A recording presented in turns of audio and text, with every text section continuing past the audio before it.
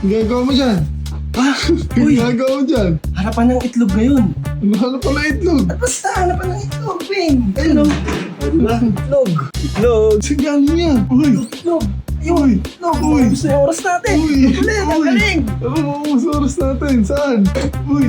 Uy, Uy, meron din dyan. Tara na ako yung mga itlog na yan. Uy! itlog. Ano ba yan? Saan mo naman lusot yung mga itlog na Dahil yan? nakita na ako ng itlog, tutuin na natin to. Ano? Palag. Palag!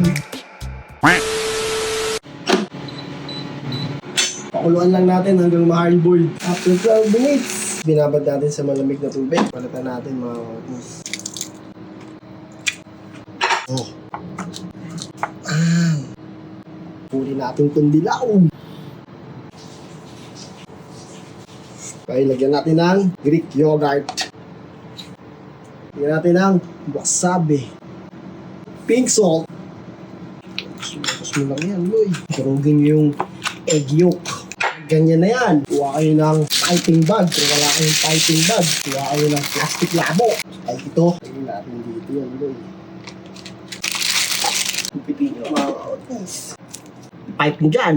Oh.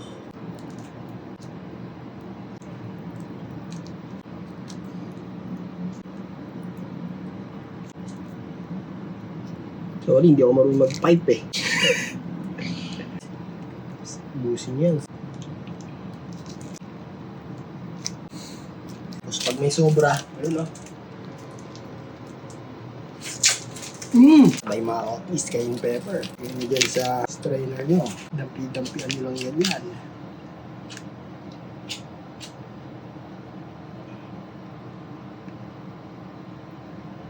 Ganyan na yan. Palag-palag na.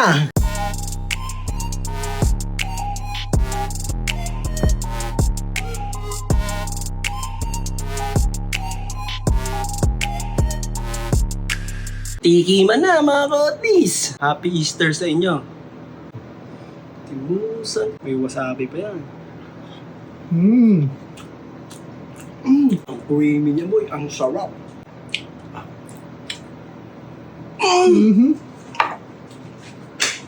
Mga kotis, ang sarap na ito. Tinapay. Ang sarap siya sa tinapay eh.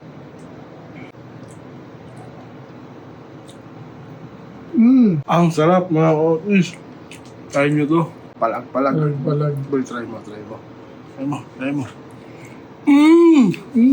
Sarap, diba? Try nyo to. The best.